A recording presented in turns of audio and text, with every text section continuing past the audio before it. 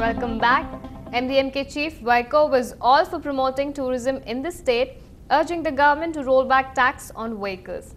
He pointed out that the government had stated that Rs 49,000 should be paid as tax for vehicles that have been in use for more than 6 years. He added that this taxing is pressurizing the people as much of the repaired vehicles were on loans. He reasoned that owing to this, the state is seeing much lesser tourists. Moving on, a 45-year-old silversmith dealing in silver ornaments was robbed of Rs 1.45 lakh and 700 grams of silver at Vellore last night.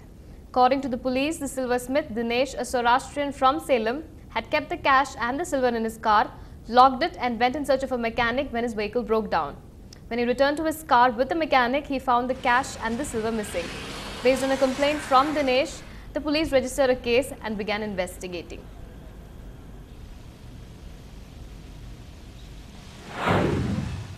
Headlight ஏரியல்னு சொல்லிட்டு இங்கே குடியாத்தத்தில் பாலம் பக்கத்தில் போய் ஒரு electrician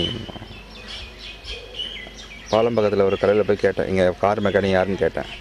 அவங்க ஒரு address சொல்லியிருந்தாங்க. அங்கே போய் வண்டி நிறுத்திட்டு ஒரு 5 நிமிஷம் என்கொயரி பண்ணேன், எங்கே எலக்ட்ரிஷியன் என்கொயரி பண்ணேன். ஒரு அந்த 5 நிமிஷம் கேப்பில் பார்த்தீங்கன்னா என்னோடய வண்டியில் இருக்கிற வெள்ளி மற்றும் பணம்லாம் பார்த்தீங்கன்னா என்னோடய பேக் மிஸ் ஆகிடுச்சு. நான் வந்து காவல் நிலையத்துலேருந்து குடியாத்தம் புகார் கொடுத்தோன்னே இப்போது அது மேலே புகார் நடவடிக்கை எடுத்துகிட்டு இருக்காங்க. சுமார் வந்து 8 கிலோ வெள்ளியும் 1,41,000 ரூபாய் ரொக்க பணமும். As a respite to the power-starved state that has been reeling under intense power crisis, some good news has come from the southern districts as windmills there have started to produce additional power higher than what gets generated by this time of the year. With the wind expected to continue and reach a peak till the middle of October, a maximum of 3,000 megawatts per day of electricity can be expected in the coming days. Our sources say this will help the state to manage the power situation effectively and reduce the power cuts. As per the status on May 25th, 33% of the total power capacity has been generated and is expected to increase further. Days before the end of an eventful and controversial tenure, the outgoing Army Chief General V.K. Singh has said that he is not leaving behind a divided army.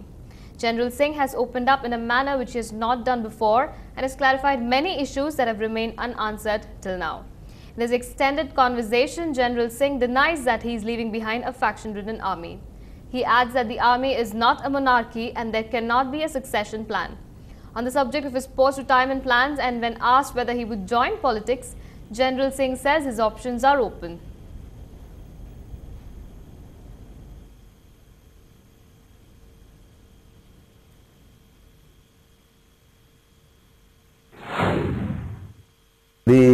In this journey of 1,000 steps, the first step will start only on 1st of June.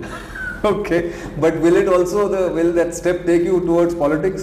I've got no clue at the moment. I haven't even thought of it. There are n number of options available.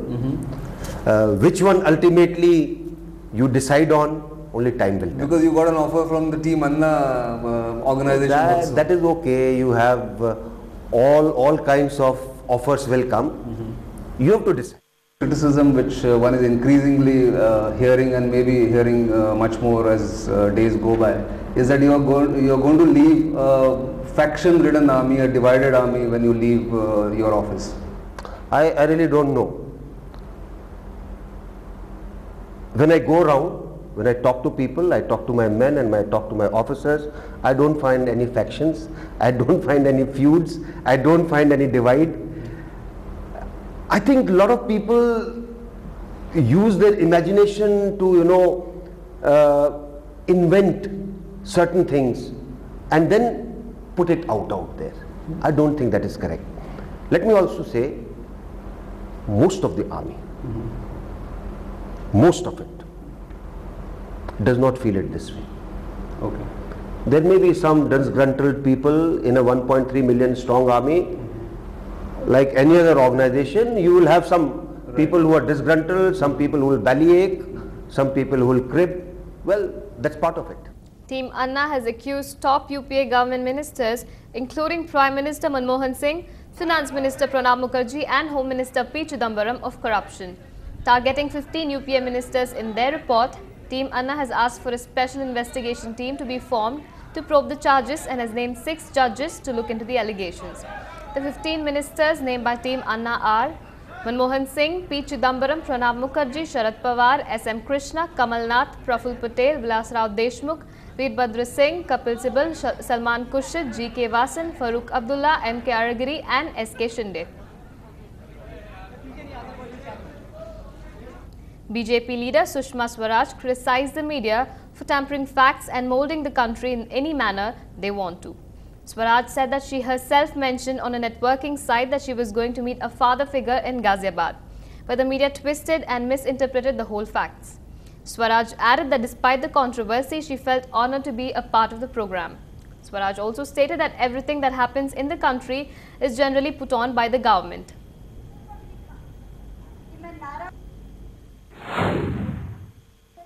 दरअसल देश में media जो तय कर लेता है कि हमारी अपनी समझ क्या है, वो उसी समझ को पाठकों को पढ़वाना चाहता है, उसी समझ को दर्शकों को दिखाना चाहता है। हालांकि हमारे प्रवक्ताओं ने बार बार ये कहा कि उन्हें एक ऐसे कार्यक्रम में जाना था गाजियाबाद जहां वो भावना से जुड़ी थी। मैंने स्वयं ट्विटर पर लिखा कि मैं नाराज होकर नहीं जा रही हूँ, मैं इसलिए जा रही हूँ कि एक वृद्ध वहाँ बैठे हुए, जिन्हें मैं बाबूजी कहती हूँ, जो मेरे पिता तुल्य हैं, वो बेचैन हो रहे हैं। उनकी बेचैनी तब तक नहीं खत्म होगी जब तक मैं ये नहीं कहूँगी कि मैं दिल्ली पहुँच गई। मगर वो लोग भावना को क्या जाने, इसलिए उन्होंने एक विवाद खड़ा कर दिया। Annual attempts are being made in the BJP to project Gujarat Chief Minister Narendra Modi as its prime ministerial candidate. Union Minister and senior Congress leader Narayanaswamy strongly slammed the Gujarat Chief Minister and warned him not to criticize the centre. He alleged that attempts are being made to portray as if there is great growth taking place in Gujarat and added that the reality contradicts this portrayal. Pointing out at the Godhra and other religious riots that took place in Gujarat, he said Modi has no moral right to criticize the centre. कुछ मुख्यमंत्री ने अभी नया स्थिति उन्होंने शुरू किया, केंद्र सरकार को खिलाफ बात करना। नरेंद्र मोदी के बारे में सबको मालूम है, उन्होंने पूरा कम्युनल है। अभी उन्होंने गुजरात के बारे में बात कर रहा है, गुजरात में इतना बदनाम हो रहा है, सबको मालूम है। फिर भी केंद्र सरकार को खिलाफ बात करने के लिए उनका कोई अधिकार नहीं है। अभी उनका प्रदेश में इतना कम्युनल वायलेंस हुआ, अभी उन्होंने गुजरात विकास के लिए बात कर रहा है। गुजरात में विकास हो रहा है नहीं हो रहा है, जो लोगों को मालूम है। अभी केंद्र सरकार के खिलाफ बात करना मुख्यमंत्री ने, अभी नरेंद्र मोदी ने बंद करना अच्छा है। उनके खिलाफ इतना केस है अभी चल रहा है, ये मुख्यमंत्री को कोई अधिकार नहीं है केंद्र सरकार के खिलाफ बात करने के लिए। An FIR has been launched against 2 senior officers of the former Mayawati government for pressurizing a petitioner in the Taj corridor case. Anupama Singh, a petitioner in the case, has accused former Cabinet Secretary Shashank Sekhar Singh and former Secretary to Mayawati Navneet Sehgal of pressurizing her to withdraw her PIL. The PIL had sought a review of the denial of sanction to prosecute Mayawati in the multi-crore Taj corridor scam case. Moving on, the CBI is continuing its questioning of Jagan Mohan Reddy of YSR Congress for a second consecutive day today in connection with disproportionate assets case against him. Reddy has been denied anticipatory bail and his supporters fear that he could be arrested. Jagan Mohan Reddy was questioned yesterday for 7 hours as Hyderabad remained on the edge. However, the first day of questioning by the CBI passed off peacefully. The CBI alleges that Y.S. Rajashekar Reddy, the former Andhra Chief Minister, and Jagan Mohan's father, when he was in office, conspired with other ministers to influence entrepreneurs to invest in his son's companies. In return, the CBI says that investors were granted licenses and other permits for their businesses. Moving on, UPA chairperson Sonia Gandhi is in Assam today to mark 1 year of the Tarun Gogoi government in the state. Security arrangements in Guwahati have been stepped up in the wake of a bomb call by the militant group ULFA. Mrs. Gandhi's visit to Assam comes at a time when there is growing sense of factionalism in the state unit of the Congress party. Gogoi has led the Congress to 3 consecutive electoral victories, but the question of his successor has sparked off competition among the next generation leaders. इस बात की खुशी है कि केंद्र UPA केंद्र सरकार और राज्य सरकार के साथ बातचीत से ज्यादातर उग्रवादी संगठन समझ गए हैं कि हिंसा के जरिए किसी की भी भलाई नहीं हो सकती और उन्होंने हिंसा छोड़ने का ऐलान कर दिया है। सरकार शांति कायम करने के सभी प्रयास कर रही है और मुझे उम्मीद है कि जो उग्रवादी संगठन अभी भी हिंसा छोड़ने पर राजी नहीं है, वे भी जल्दी ही सरकार के शांति प्रयासों का साथ देंगे। Bollywood actor Shah Rukh Khan, who was spotted smoking in the cricket stadium during an IPL match in Jaipur, pleaded guilty before the court and said that he was ready to pay the fine. Khan's lawyer filed an application in the court and sought an exemption from personal appearance in the court as he accepted his fault and was ready to pay the fine. Khan had earlier fallen foul of the Mumbai Cricket Association, which banned him for 5 years after a scuffle with the security guards and cricket officials at the Wankhede Stadium.